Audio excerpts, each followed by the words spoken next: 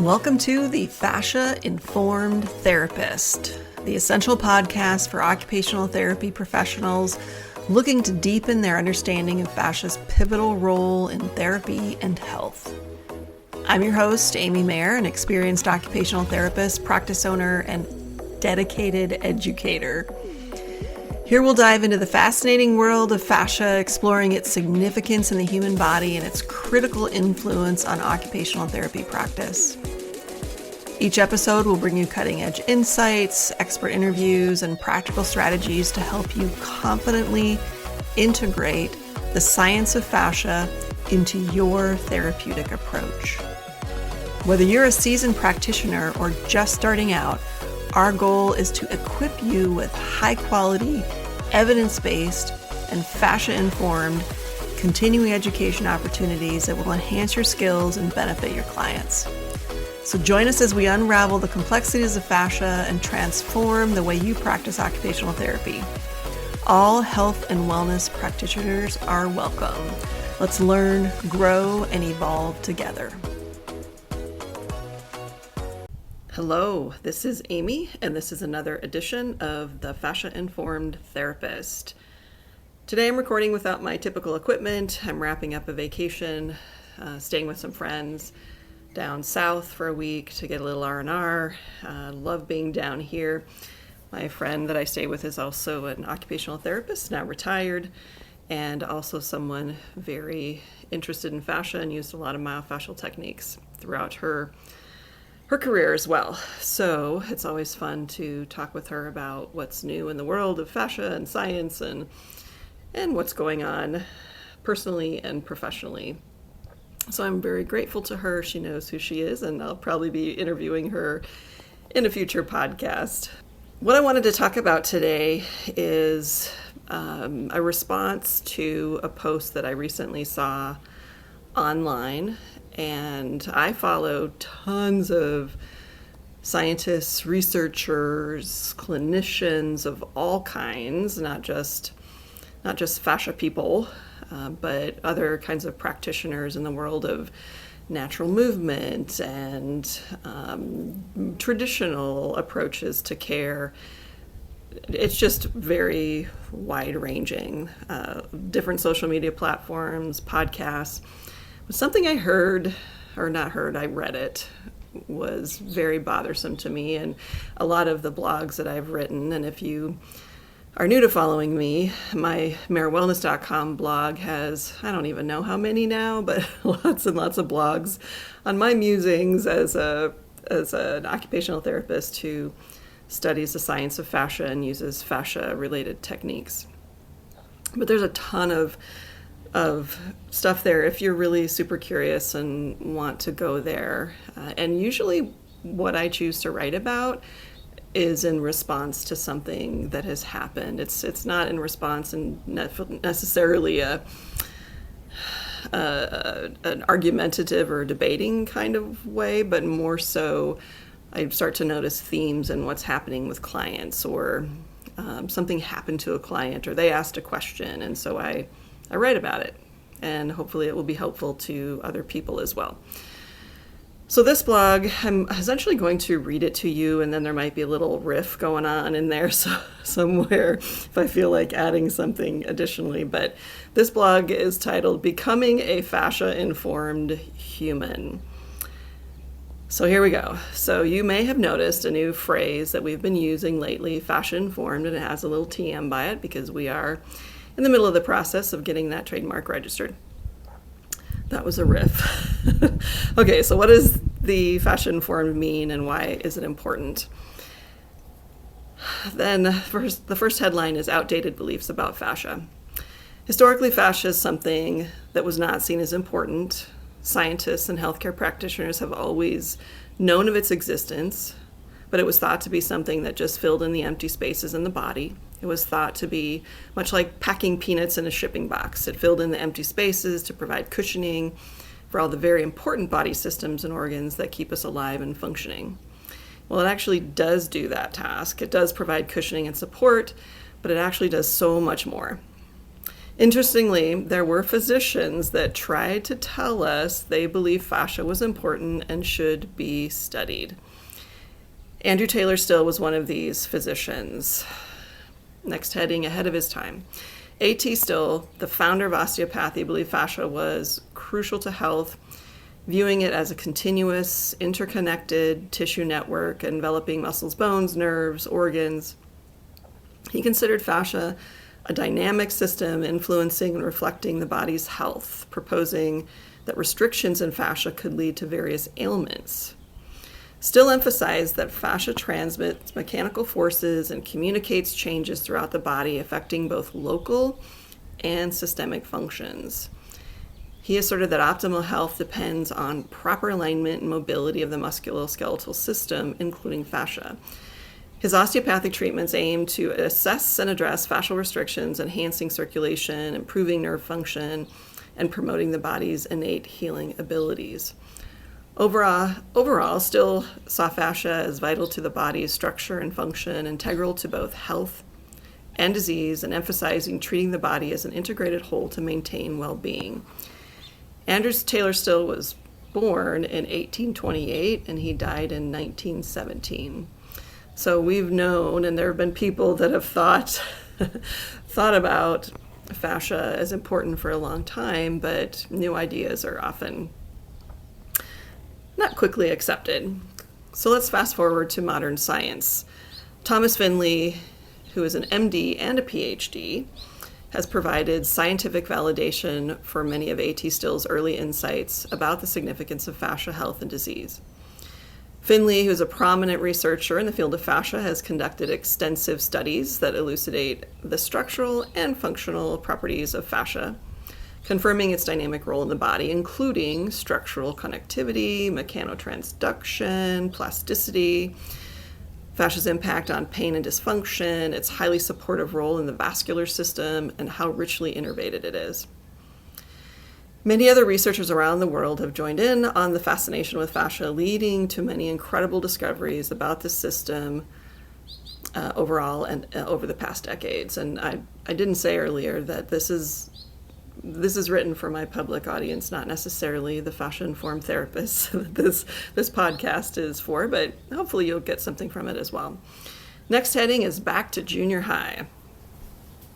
In junior high, students typically begin learning about the fundamental aspects of the human body and physiology.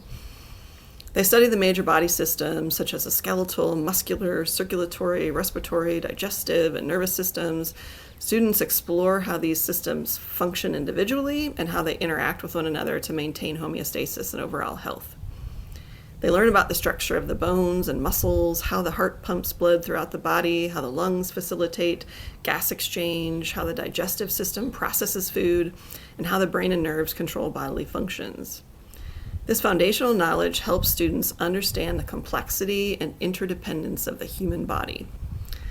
The purpose of teaching junior high students about anatomy and body functions extend beyond basic knowledge. It fosters an appreciation for human biology and encourages healthy habits by highlighting the importance of each system in maintaining health and well-being.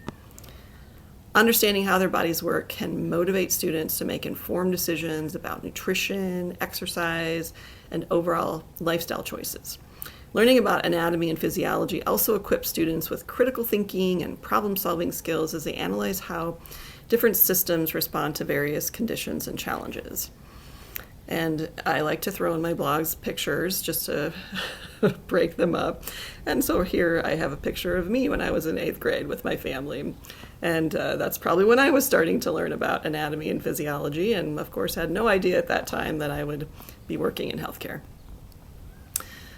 Next heading, modern healthcare. Unfortunately, most instructional programs for students wanting to become healthcare providers are still teaching outdated information about fascia, if they teach anything about it at all. This is slowly changing, and eventually integration of the new, in quotes, understanding about fascia into healthcare education will become standard.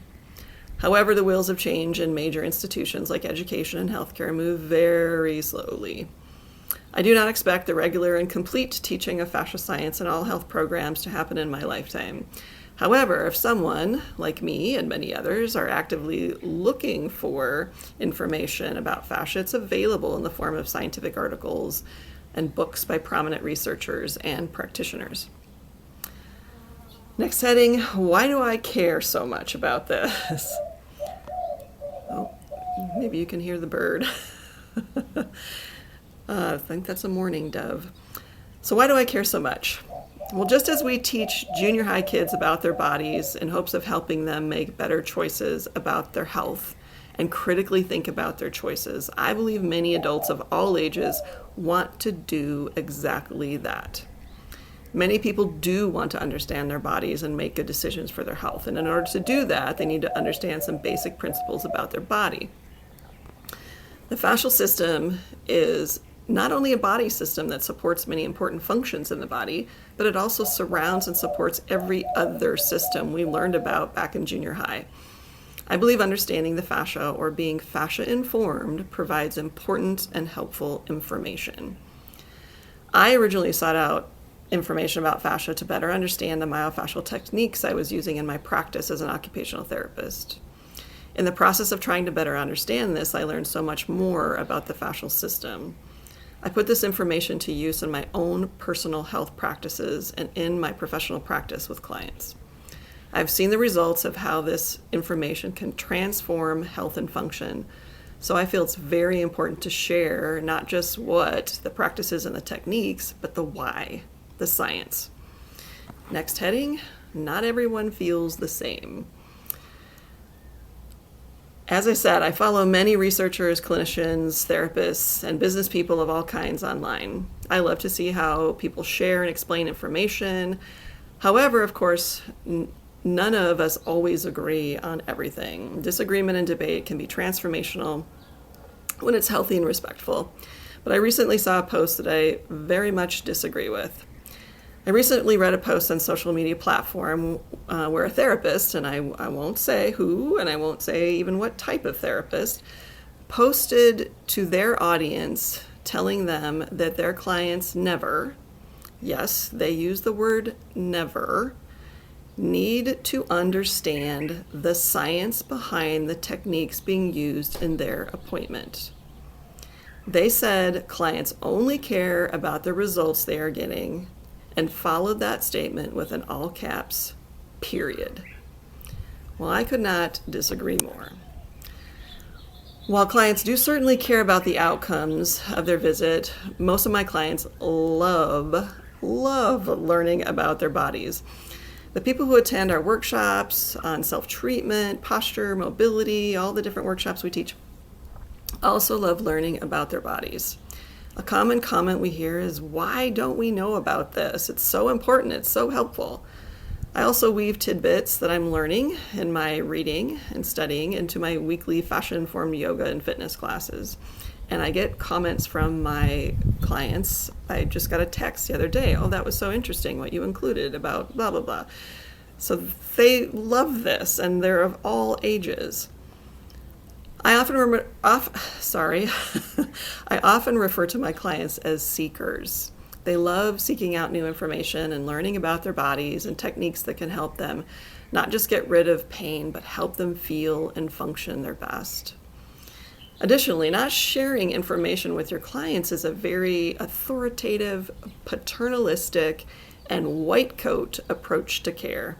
Imagine if your doctor told you you needed surgery, but it didn't explain why. Or a physical therapist told you to do 100 squats a day, but didn't tell you why, other than it will get you the outcome you want.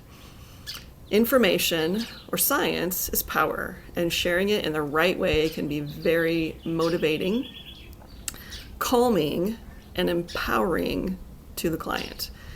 Good care is a team effort, and there's tons of literature to support that. And the client is the most important part of the team. Next heading, like attracts like. I do have some clients that aren't that interested in their body or hearing about fascia science. They do just want to feel better, and that's okay. But I don't really have that many. Most of my clients are like me. They're lifelong learners who can't wait to hear about what's new in the world of fascia and all the other healthcare topics that we love to explore. My clients and I often swap book and podcast recommendations and discuss what we think. I have clients who ask me for scientific articles relevant to their issues, and I send them so we can discuss at their next visit. I also have clients who aren't super savvy, but are super curious.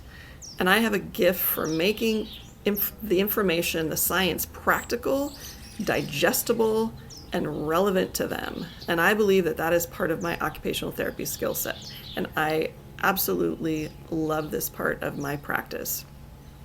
The writer of the post I mentioned earlier suggested that all we, the practitioners, need to do is listen to the problem the client is presenting and offer a solution. I 100% agree with this. That's a no-brainer. Listening is always the most important part of the client-therapist relationship, regardless of what type of therapist you are. The cool thing is being able to make the science relevant to them and their issue. This builds confidence, trust, and collaboration. A client can't fully collaborate in their care if they don't know what's going on and why. I'm going to veer from the writing for a second. I didn't include this in the writing, but I'm going to include it. I'm going to include it here because it blows me away. It makes me feel sad.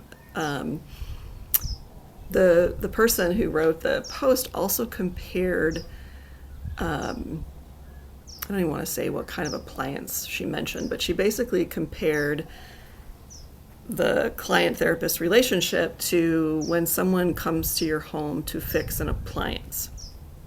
And that, you don't care how they get it done and you just want it fixed.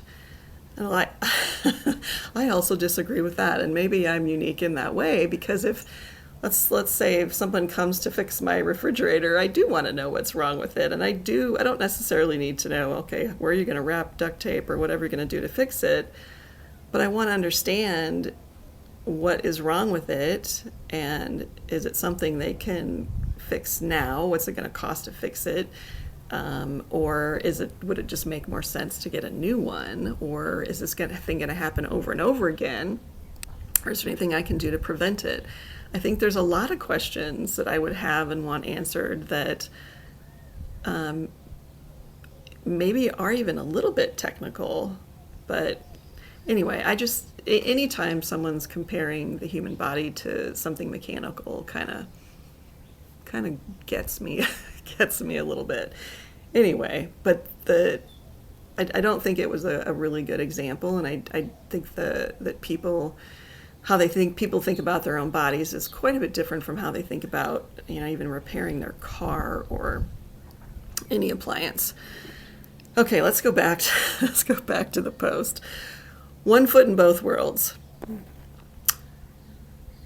My clients also like that I have traditional healthcare training and have 1 foot in traditional healthcare world for so long, and that I do something that's new, at least to them it's new, and I'm sort of practicing on that edge.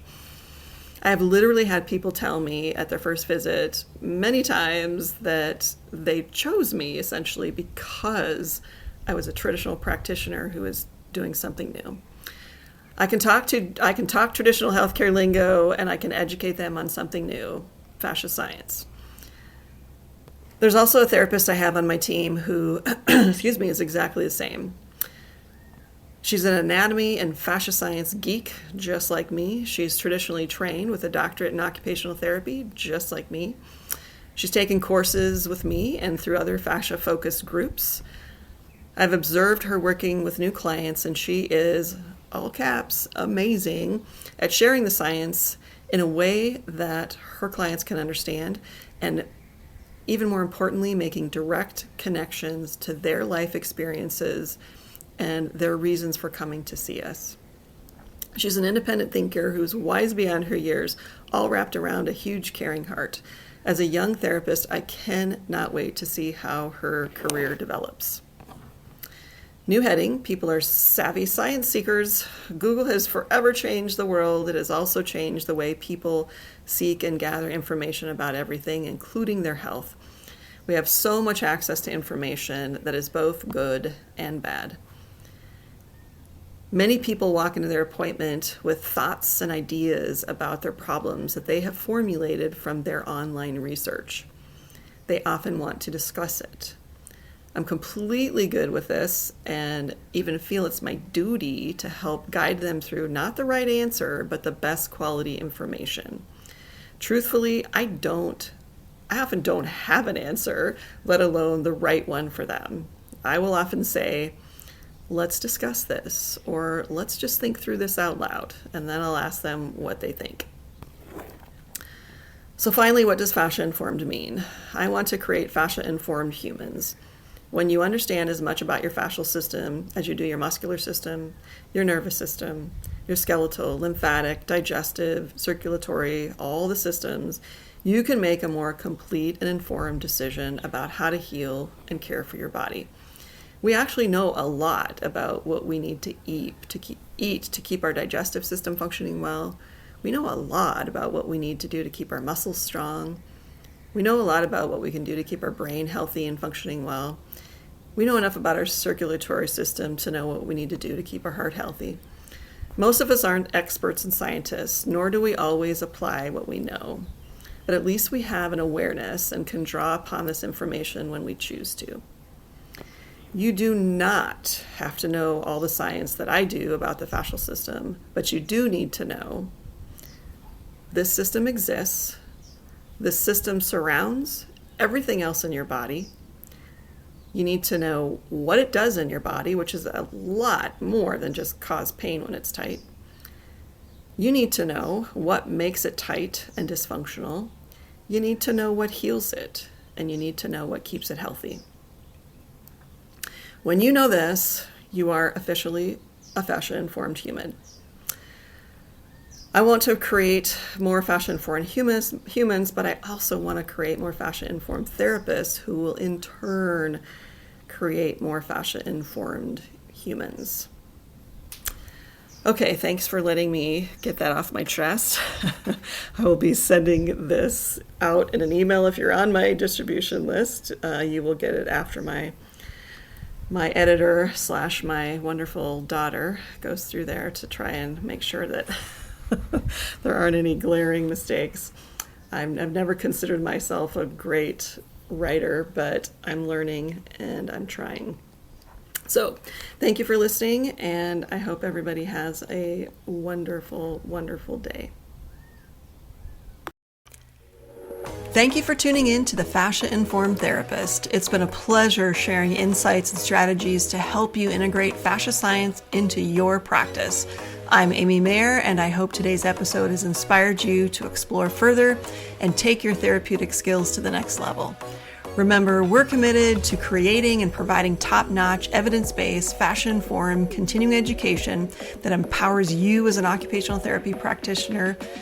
Stay connected with us for more enriching content, and don't forget to check out our online courses to deepen your expertise. Until next time, keep expanding your knowledge, refining your skills, and confidently applying the science of fascia to your practice. Here's to advancing together in health and wellness.